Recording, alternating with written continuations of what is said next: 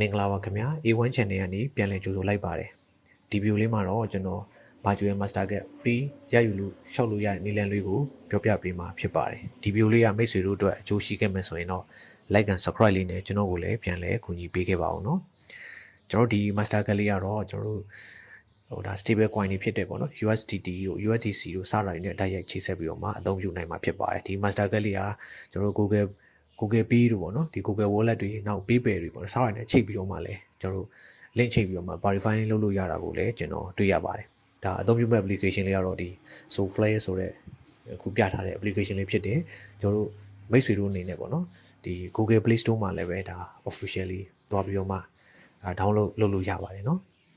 အဲ့တော့ကျွန်တော်တို့ application တော့ဝင်လိုက်မယ်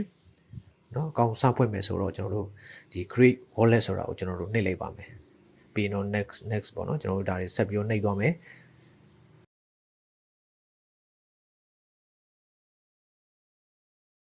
เนาะဒီနေရာမှာကျွန်တော်တို့ဒီ recovery free ဆိုတဲ့ကျွန်တော်တို့ခဏန်း12လုံးဟောစာသား12လုံးကိုကျွန်တော်တို့တွေ့ရမှာဖြစ်ပါတယ်ဒီ12လုံးကိုတော့ကျွန်တော်တို့ဒါ note ထင်ပါဒီခြားခြားလေးမှတ်ထားတင်တယ်ပေါ့နော်ကျွန်တော်တို့အကောင့်ပြန်ဝင်တဲ့အခါเนาะကျွန်တော်တို့ဒီຢာတွေနဲ့ပဲကျွန်တော်တို့ပြန်ပြီးတော့မှဝင်ရမှာဖြစ်ပါတယ်ဒါအရေးကြီးတဲ့ကျွန်တော်တို့ဒီအကောင့်အချက်လက်တွေဖြစ်ပါတယ်ဒါ9ချိန်မြောက်ပေါ့နော်9ချိန်မြောက်စလုံးเนาะအဲ့စလုံးကိုကျွန်တော်တို့ရွေးလိုက်မယ်ဒီခဏကဏ္ဍ12လုံးနဲ့ပေါ့စာသား12လုံးနဲ့ကနေပြီးတော့မှကျွန်တော်9ချိန်မြောက်ဒါစာသားကိုကျွန်တော်တို့ရွေးလိုက်မယ်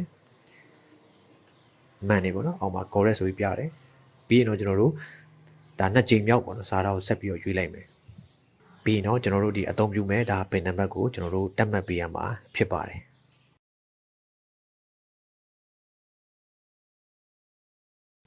ဒီနေရာမှာတော့ကျွန်တော်တို့ဒါ fingerprint ထားမှာလားပေါ့နော်ကျွန်တော်လက်ဝေထားမှာလားဆိုကျွန်တော် fingerprint တော့မထားတော့ဘူး not now ပဲကျွန်တော်နှိပ်လိုက်မယ်ပေါ့နော်နော်ကဲအခုဆိုရင်တော့ကျွန်တော်တို့ဒီ SoFlare ဆိုတဲ့အကောင့်လေးပေါ့နော်ဒီအကောင့်လေးကိုကျွန်တော်တို့လွယ်ကူစွာဒါဖွင့်ခဲ့ပြီးဖြစ်ပါတယ်ပေါ့နော်ဒါဒီအကောင့်လေးရဲ့ပေါ့နော်ဒါ stable coin လေးနဲ့တိုက်ရိုက်ချိတ်ဆက်ပြီးတော့မှအသုံးပြုလို့ရတဲ့ဒီအကောင့်လေးထဲမှာကျွန်တော်တို့ master card ကိုဆက်ယူဖို့အတွက်ဆိုလို့ရှိရင်တော့ကျွန်တော်တို့ဒါဒီ card ပုံစံလေးကိုကျွန်တော်တို့ဆက်ပြီးတော့နှိပ်ပေးရမှာဖြစ်ပါတယ်နှိပ်လိုက်တဲ့အချိန်မှာကျွန်တော်တို့အောက်ဆုံးပါပေါ့နော် card SoFlare card ဆိုတဲ့အရာလေးကိုကျွန်တော်တို့ဆက်ပြီးတော့မှနှိပ်လိုက်ပါမယ်နှိပ်ပြီးတော့မှကျွန်တော်တို့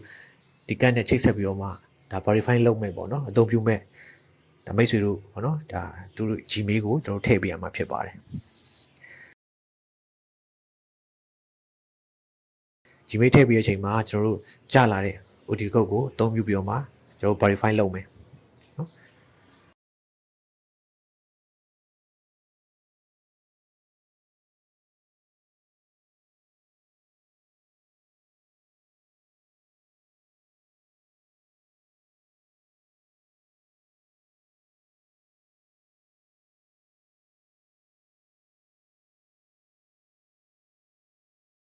verify လုပ်ပြီးတော့တဲ့အချိန်မှာကျွန်တော်တို့ဒီနေရာမှာပေါ့နော် country ရောဒါ residency ပေါ့နော်ဒါကိုနေထိုင်တဲ့နေရာဟိုကိုယ့်ရဲ့ဒီ ID card ပေါ့နော်ကျွန်တော်တို့ဒီရင်မောင်း license တို့ passport တို့ပြောချင်တာတော့မဟုတ်ဘူးသူကကိုနေထိုင်တဲ့ local နေထိုင်တဲ့နေရာကိုကျွန်တော်ရွေးပြရမှာဖြစ်ပါတယ်ဒီနေရာမှာကျွန်တော်တို့မြန်မာနိုင်ငံကိုလည်းရွေးလို့ရတယ်ပေါ့နော်ဒါပေမဲ့ကျွန်တော်ကတော့မြန်မာနိုင်ငံကိုမရွေးတော့ဘူးပေါ့နော်ကျွန်တော်တော့ဒီထိုင်းနိုင်ငံနဲ့ပဲကျွန်တော် verify လုပ်မယ်ဘာကြောင့်လဲဆိုတော့ကျွန်တော်တို့တစ်ခါလေးမှာကျွန်တော်မြန်မာနိုင်ငံကိုရွေးတဲ့အခါမှာတချို့ card တွေတချို့ဒီ USD virtual bank account တွေကပေါ့နော်ကျွန်တော်တို့ US bank account တွေကဒါမြန်မာဆိုလို့ရှိရင်ရွေးလို့ရှိရင်ပေါ့နော်မြန်မာမှာနေတဲ့လူဆိုလို့ရှိရင်ကျွန်တော်တို့အသုံးပြုလို့မရတာဖြစ်တဲ့အတွက်မရနိုင်တာမျိုးတွေပေါ့ခက်ခဲတာမျိုးတွေကြုံရတဲ့အတွက်ကျွန်တော်ကတော့ဒီ country ရောဒီ country ရော residency ပေါ့နော်အဲ့နေရာမှာနေထိုင်တဲ့နိုင်ငံကိုတော့ကျွန်တော်ထိုင်းနိုင်ငံကိုပဲကျွန်တော်ရွေးလိုက်ပါမယ်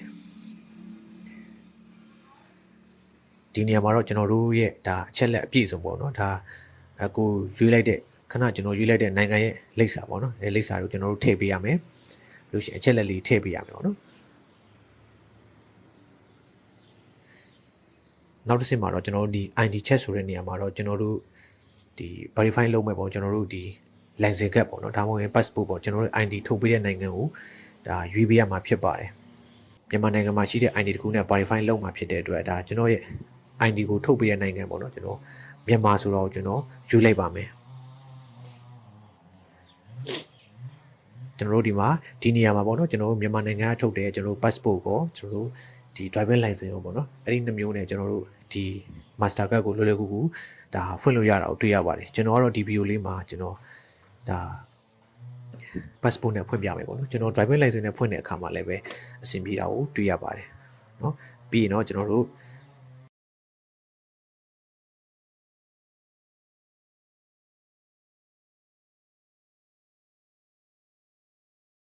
ရဲ့ ID ကိုဒါ scan ဖတ်ပြီးရင်တော့ကျွန်တော်တို့ဒါ selfie ပေါ့နော်မျက်နှာကိုကျွန်တော်တို့ scan ဖတ်ပါမယ်ပြီးရဲ့အချိန်မှာဆိုရင်တော့ကျွန်တော်တို့ဒါ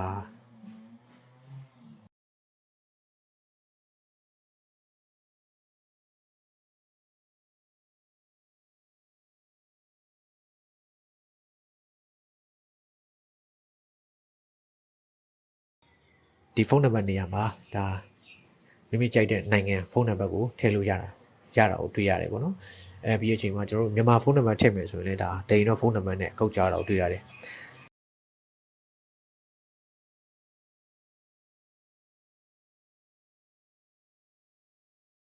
ခေတူကပေါ့နော်ဒီကုတ်မကြရင်တောင်မှဒါအောက်ဆုံးက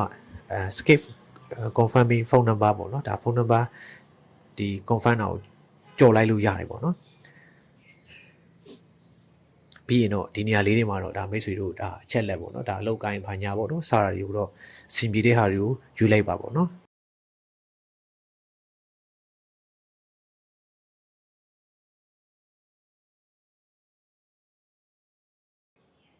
address ပေါ့နော်လိပ်စာမှာတော့ဒါကိုနေတဲ့နိုင်ငံကိုရွေးပြီးတော့မှကျွန်တော်တို့လိပ်စာကိုတင်ပေးရမှာဖြစ်ပါတယ်ကျွန်တော်တို့ဒီနေရာမှာဒါ Thailand address ပေါ့နော်အဲ့ဒါကိုကျွန်တော်ထည့်ပေးလိုက်မယ်ဒါဒီလို address တွေ verify လုပ်ဖို့အတွက် bank statement တွေ address တွေကတော့ဒါဘယ်လိုရှာဖွေနိုင်လဲဘယ်လိုရနိုင်လဲဆိုတော့ဒီ video ကြည့်နေတဲ့မိတ်ဆွေတို့လည်းရင်းနှီးပြီးသားဖြစ်မယ်လို့ယုံကြည်ပါတယ်เนาะအဲ့တော့ကျွန်တော်တို့ Thailand address နဲ့ကျွန်တော် verify လုပ်လိုက်မယ်เนาะအားလုံးပြီးတော့ရင်တော့ကျွန်တော်တို့ခဏစောင့်လိုက်ပါဒီမှာဆိုတော့verification progress ဆိုပြီးတော့မှ verification လုပ်လိမ့်မယ်မိနစ်နဲ့ငယ်အတွင်းမှာပဲအကောင့်က verify ဖြစ်သွားလိမ့်မယ်ပေါ့နော်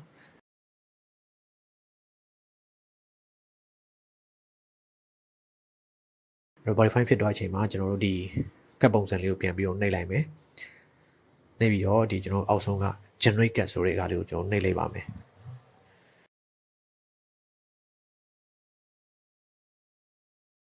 เนาะအခုဆိုရင်တော့ကျွန်တော်တို့ virtual master card ကိုအောင်မြင်စွာဒါဖွင့်လို့ရခဲ့ပြီဖြစ်ပါတယ်အားလုံးကိုကျေးဇူးအများကြီးတင်ပါတယ်ခင်ဗျာ